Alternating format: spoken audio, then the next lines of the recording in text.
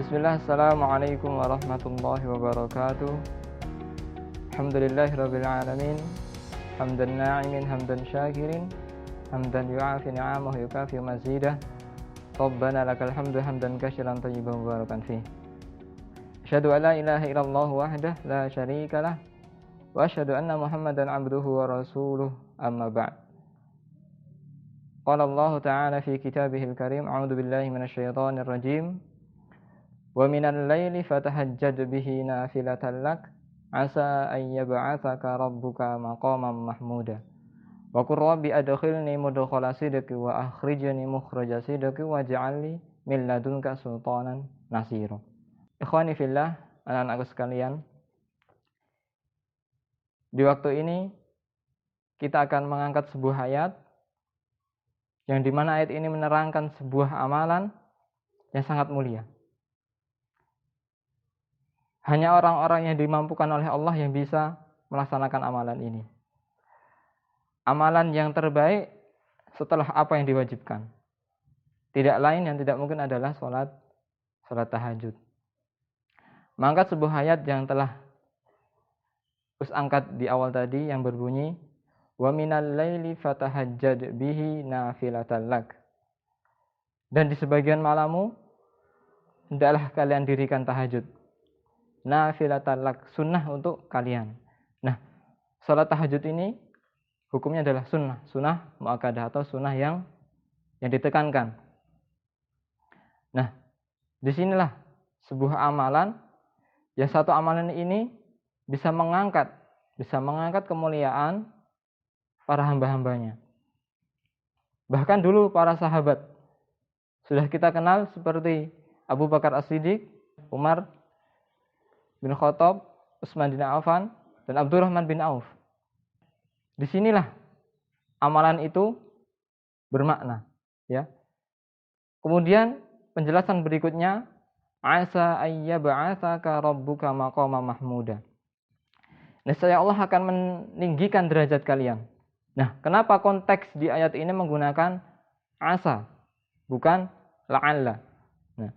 Dalam kaidah bahasa Arab, jika sesuatu kata menggunakan kata la'alla, itu maknanya kita harus berusaha terlebih dahulu, berusaha yang lebih keras supaya kita bisa mendapatkan hasilnya. Akan tetapi jika kalimat itu menggunakan asa, maka otomatis ketika kita mengerjakan pasti langsung dibalas. Nah, disinilah Allah menggunakan kalimat asa. Allah akan meninggikan derajat-derajat kalian. Disinilah baik kalian di kelas, pekerjaan, karir, bahkan kedudukan, jika kalian rutin mengerjakan amalan ini, Allah akan meninggikan derajatnya. Allah akan mendirikan derajatnya, baik di kelas maupun dimanapun. Bisa kita ambil contoh seorang sahabat yang bernama Abdurrahman bin Auf. Ketika dia datang ke Madinah,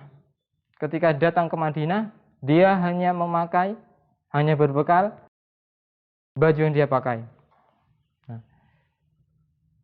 dia datang ke pasar tanpa membawa sedikit apapun. Dalam waktu 3 bulan, nah dia sudah mendapatkan kekayaan. Nah, orang nomor 3 terkaya di Madinah hanya dalam waktu 3 bulan. Apa yang beliau kerjakan? Inilah tahajud, ya. Di mana Allah turun, itulah posisi di mana Allah paling dekat dengan kita. Bahkan dalam hadis qudsi Allah berfirman, sesungguhnya ketika sepertiga malam aku turun ke langit dunia, maka barang siapa hamba-hambaku yang meminta, maka akan aku kasih. Dan barang siapa hamba-hambaku yang meminta maaf, maka akan aku ampuni. Itulah posisi di mana Allah paling dekat dengan kita, turun ke langit dunia ketika sepertiga malam. Nah, berikutnya adalah doa ketika kita selesai mengerjakan tahajud. Telah dijelaskan di ayat berikutnya yang berbunyi, wa qur rabbi adkhilni mudkhala sidqin. Nah, adkhilni mudkhala sidqin. Allah akan senantiasa membantu kita di awal kita beraktivitas. Inilah manfaat dari sholat tahajud. Ketika kita malamnya mengerjakan tahajud, niscaya Allah ketika pagi hari akan memudahkan kita beraktivitas. Itulah janji Allah. Kemudian yang berikutnya adalah wa akhrijni mukhraja sidqin.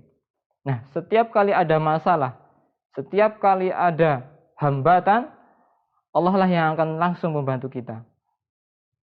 Kemudian yang terakhir adalah waj'alli min ladunka sultanan nasira. Maka dari sisi Allah lah langsung pertolongan itu akan kita dapatkan. Nah, di sini waj'alli min ladunka. Nah, dari kata min ladunka, dari sisi Allah lah langsung akan turun kepada kita bantuan.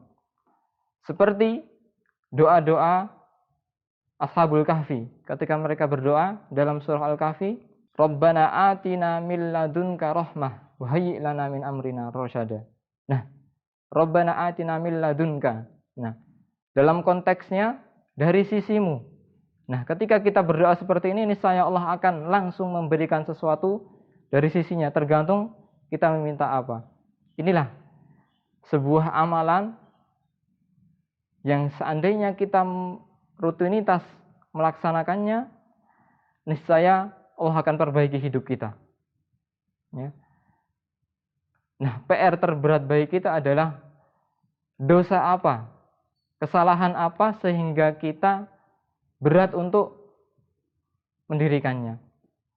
Pernahkah kita mengalami ketika kita tidur, tengah malam kita bangun, entah itu karena tidur kita tidak nyenyak, entah itu kita digigit nyamuk, atau entah itu kita hendak ke kamar mandi. Nah, tidak sadar bahwasanya itu adalah kode atau pesan cinta dari Allah SWT. Untuk apa? Untuk kita bermesraan kepadanya. Ya. Untuk berbincang ria dengannya di sepertiga malam. Nah, inilah PR bagi kita. Dosa apakah atau kesalahan apakah sehingga kita sulit untuk memanggil seruannya Allah. Allah cinta kepada kita, dan mulai detik ini mari kita bermuhasabah diri, berintrospeksi diri, kembali ke jalan yang baik, dan perbaiki diri kita selalu supaya kita menjadi hamba-hamba yang selalu dicintai oleh Allah. Subhana rabbika rabbil izzati amma yasifun, wassalamun alal mursalin, walhamdulillahi rabbil alamin. Wassalamualaikum warahmatullahi wabarakatuh.